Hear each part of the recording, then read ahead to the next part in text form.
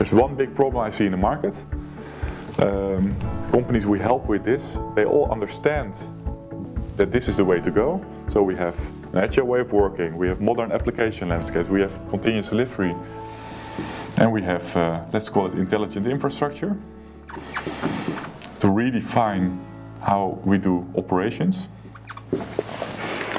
But the main bottleneck in many firms is not the technology, it's not the processes, it's the people and their skills, unfortunately. This is too disruptive for many IT professionals currently working in the top 250 companies we service.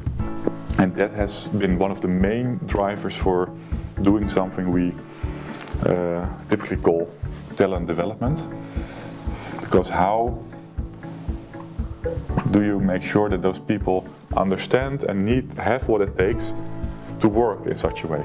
So the focus is on this team. How do we equip people with the knowledge and skills that they can work in such a new world?